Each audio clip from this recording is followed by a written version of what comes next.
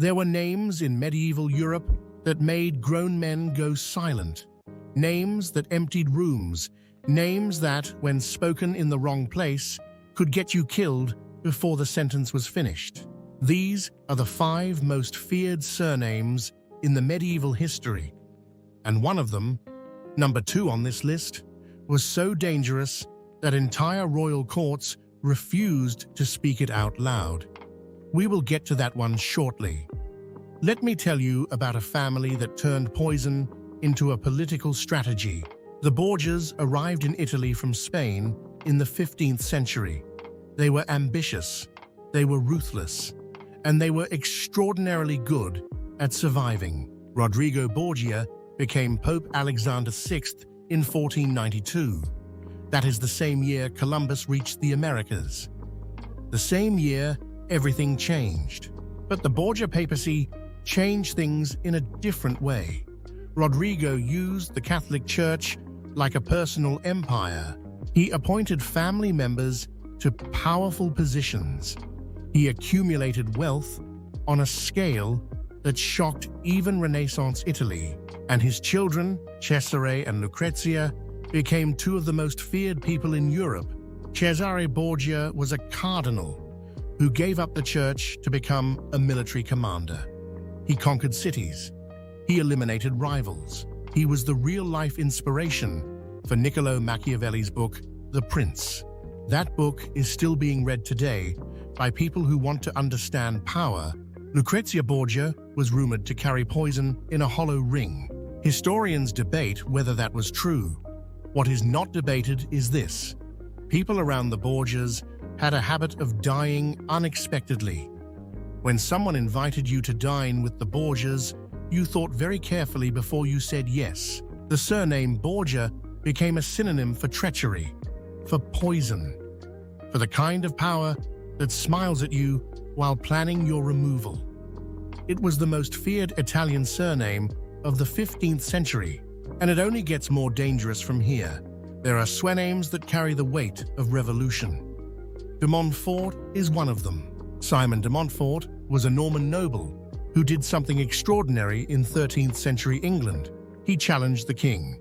Not quietly, not diplomatically. He challenged King Henry III with an army. In 1264, at the Battle of Lewes, de Montfort captured the King of England. He held the most powerful man in the country prisoner. Then, he did something that changed history forever. He called a parliament. Not a parliament of nobles only. A parliament that included elected representatives from towns and cities across England. Common people, merchants, ordinary citizens with a voice in how their country was governed.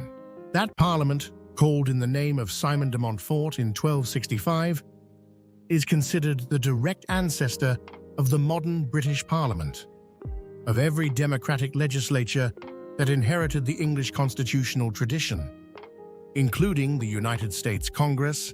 But the king's supporters did not see a Democrat. They saw a traitor. Simon de Montfort was killed at the Battle of Evesham in 1265. His body was mutilated. His head was cut off and sent to a noblewoman as a gift. His limbs were distributed across England as a warning. The surname de Montfort was feared for exactly this reason. The family was willing to go further than anyone else. And in medieval politics, that made them extraordinarily dangerous. But one surname on this list was feared not because of what the family did, but because of what they were, and nobody knew what to do about them. The Plantagenets ruled England for over 300 years, 8 kings, countless wars, and a surname that came from a plant, Planta genista, the broom plant, a yellow flowering shrub common across Western Europe. Geoffrey of Anjou reportedly wore a sprig of broom as his emblem. His descendants became the Plantagenet dynasty, a royal family named after a weed. Do not let that fool you. The Plantagenets were the most militarily aggressive royal dynasty in English history. They launched the Crusades. They conquered Ireland. They fought France for over 100 years. They executed archbishops. They imprisoned their own queens. Henry II had Thomas Becket, the Archbishop of Canterbury, murdered inside his own cathedral in 1170. 4 knights cut Becket down at the altar. Henry claimed he never ordered it directly. Nobody believed him. Richard I spent approximately 6 months of his entire 10-year reign actually in England. The rest of the time, he was fighting in the Holy Land. England funded those campaigns through crushing taxation. King John lost most of the English territories in France, lost the crown jewels in a marsh, and was so despised by his own barons that they invited a French prince to invade and replace him. The name Plantagenet meant royal power at its most absolute and its most dangerous.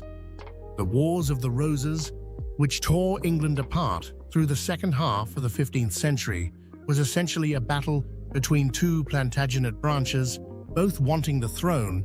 The surname that follows this one was not carried by kings, but in some parts of medieval Europe, it was feared more than any crown. This is the name that Scottish noblemen refused to speak in certain rooms. The Commons were the most powerful noble family in medieval Scotland. At their peak in the 13th century, they controlled more land, more castles, and more political influence than any other family in the country, including the king. When Alexander III of Scotland died in 1286 without a clear heir, Scotland entered a succession crisis. The Commons backed John Balliol. Their rivals, including the Bruce family, backed someone else. Edward IV of England stepped in and chose Balliol, then proceeded to treat Scotland as a conquered province. The Scottish resistance that followed was partly about English domination, but it was also a civil war between Scottish noble families, and the Commons were on the wrong side. In February 1306, Robert the Bruce met John Comyn at Greyfriars Church in Dumfries. It was supposed to be a peace negotiation. It ended with Robert stabbing John Comyn at the altar, in a church. At the altar, during a protected meeting. Robert was immediately excommunicated. He had committed sacrilege. He should have been finished. Instead, he seized the Scottish throne the following month, and 6 years later, he won Bannockburn. The common name never recovered. Their lands were forfeited. Their political network was dismantled. A surname that had terrified Scottish politics for over a century was erased by a single act of violence at a church altar. The number 1 name on this list was not erased. It was deliberately hidden. And the reason why is darker than anything else on this list. In 1603, the Scottish Parliament did something no government in British history had ever done before. It banned a surname. The MacGregor clan, claiming descent from Gregor, son of Alpin, making them royal blood by their own reckoning, had been in conflict with the Campbell clan and the Scottish crown for decades. Pushed off their lands, they responded with raids and violence.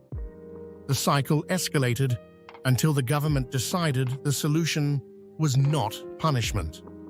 The solution was erasure. The Clan Gregor was abolished by law. The surname MacGregor was made illegal.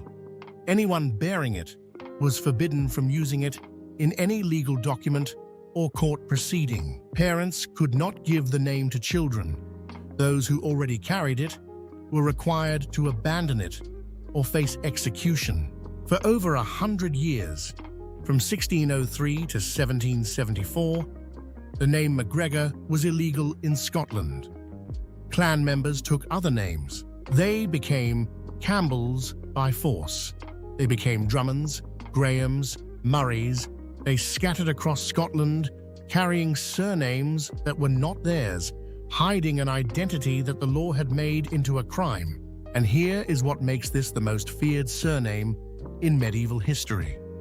The name survived anyway, in secret, in family traditions passed quietly between generations, in records kept by priests who refused to comply, in the memories of people who knew exactly who they were, Regardless of what the law said, they were allowed to call themselves.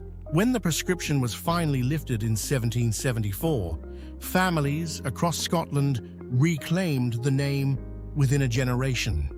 The surname that had been illegal for 170 years came back, because a name is not just a label, it is an identity, and some identities refuse to be erased. 5 surnames, 5 families who shaped history through fear, power, revolution, and survival.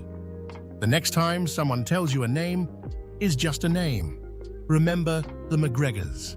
Remember what it cost to keep a name alive. And remember that the name your family gave you has a story too. Subscribe. See ya.